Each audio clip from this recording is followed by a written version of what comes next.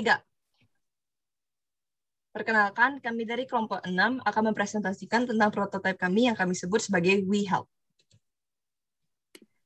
Berikut adalah anggota kelompok kami. Ada saya, Elina Priyanka, dengan NLP 0066, lalu ada Firman dengan NLP 014, ada Nahda dengan NLP 076, ada Amalia Sesmita dengan NLP 005, dan Ahmad Daimuri dengan NLP 078.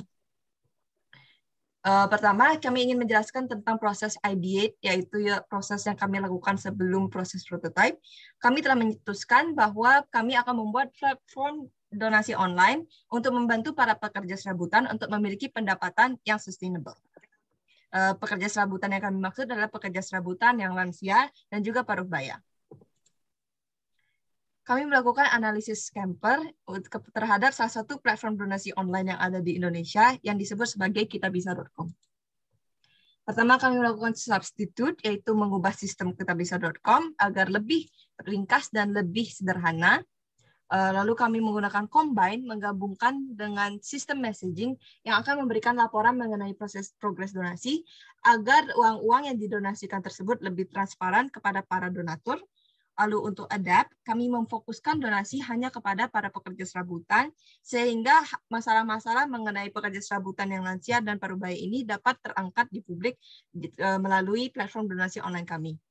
Lalu untuk modify, kami memfokuskan target market kepada orang-orang yang ingin menyumbang dalam jumlah sedikit, jadi kami membentuk platform donasi online kami dalam bentuk fundraising. Selanjutnya, kami melakukan analisis put another use dengan membuat platform donasi online kami juga berguna untuk membangun awareness mengenai pekerja serabutan yang lansia dan juga paruh baya. Lalu untuk eliminate, kami menghilangkan kategori donasi di luar para pekerja serabutan. Jadi bisa diulangi sekali lagi bahwa platform donasi online kami hanya berfokus kepada para pekerja serabutan yang lansia dan paruh baya. Lalu untuk rearrange, kami mengubah visualisasi kitabisa.com sehingga lebih menarik dan lebih menarik perhatian sehingga berbeda dengan kitabisa.com. Berikut adalah hasil dari analisis Scamper kami. Bisa dilihat, WeHelp memiliki fungsi yang sama persis dalam bagian donasi, yaitu sama-sama bisa memberikan donasi online. Lalu untuk spesifik, WeHelp lebih spesifik dibandingkan kitabisa.com karena kita hanya membantu para pekerja serabutan yang lansia dan juga paruh baya.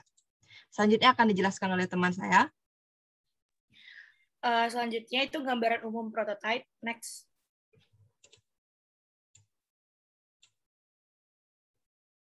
Yang pertama, ini ada pengertian prototype secara umum. Prototype adalah model awal atau contoh yang dibuat untuk melakukan uji coba terhadap konsep yang sudah diperkenalkan. Next.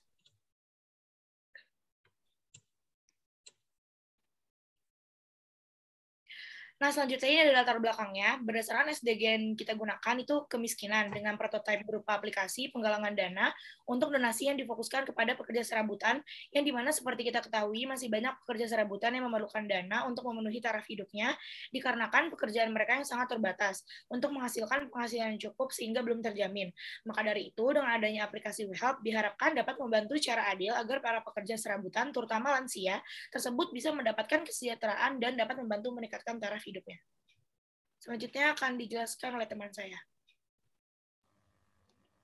Untuk yang selanjutnya yaitu tujuan dari dibuatnya prototipe. Yang pertama, tentunya menumbuhkan sikap peduli terhadap sesama. Yang kedua yaitu memupuk kesadaran diri masing-masing dalam membantu sesama. Yang ketiga, membantu meningkatkan taraf hidup masyarakat kurang mampu, khususnya yaitu pekerja serabutan yang ada di Kota Gresik. Meningkatkan kemajuan perekonomian Indonesia baik dari sumber daya manusia maupun ekonomi rumah tangga, dan juga membiasakan masyarakat untuk menjunjung kesejahteraan bersama. Next. Yang selanjutnya akan dibawakan oleh teman saya. Baik, ini adalah tampilan dari platform kami. Di sebelah kiri kita bisa lihat itu adalah halaman pertama yang akan dilihat donatur ketika buka platform kami. Lalu yang di sebelah kanan itu adalah pilihan subjek donasi yang bisa dipilih oleh para donatur. Next. Nah, selanjutnya di sebelah kiri juga itu adalah pilihan nominal yang bisa didonasikan oleh donatur. Terdapat 4 pilihan, 10.000 ke atas, 20.000 ke atas, 50.000 ke atas, dan juga 100.000 ke atas. Lalu di sebelah kanan ada pilihan pembayaran. Kami memiliki, untuk saat ini kami memiliki 8 pilihan pembayaran. Next. Nah, selanjutnya para donatur disediakan data diri untuk diisi oleh para donatur dan juga pembayaran yang tersedia di platform kami. Next. Nah, setelah pembayaran dilakukan, maka akan terdapat konfirmasi seperti gambar di sebelah kiri, dan juga di platform kami tersedia informasi mengenai donasi yang diberikan oleh para donatur. Next.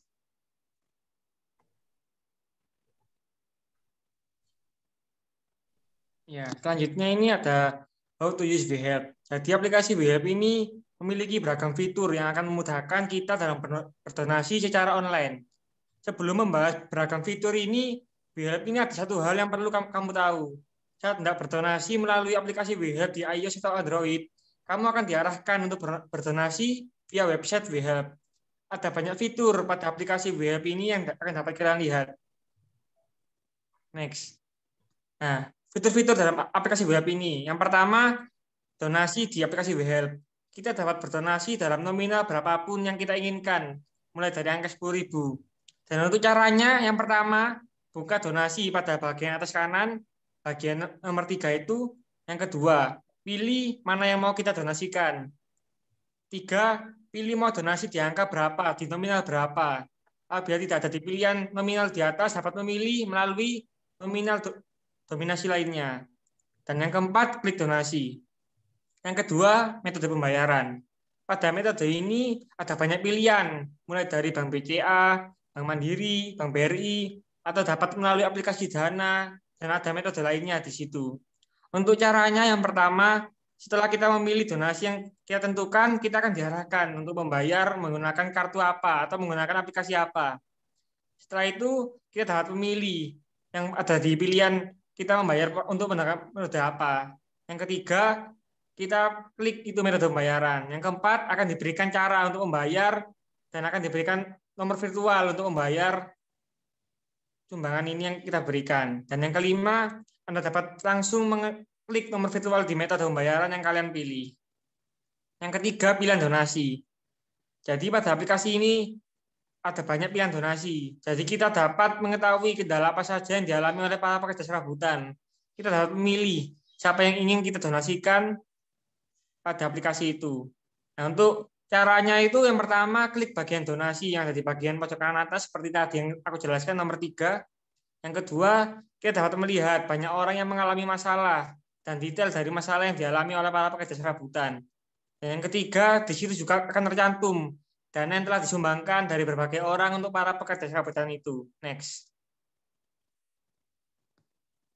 Nah, yang keempat, dapat update terbaru pekerja dari aplikasi WeHelp. Jadi nanti para donatur atau para penyumbang yang akan mendapatkan update tentang bagaimana donasi tersebut bagi pekerja serabutan yang telah kita donasikan. Untuk cara melihatnya itu yang pertama, klik bagian dashboard yang ada di bagian pertama sendiri. Yang kedua, akan ditampilkan berbagai pilihan pekerja serabutan yang kita masukkan dalam aplikasi WeHelp.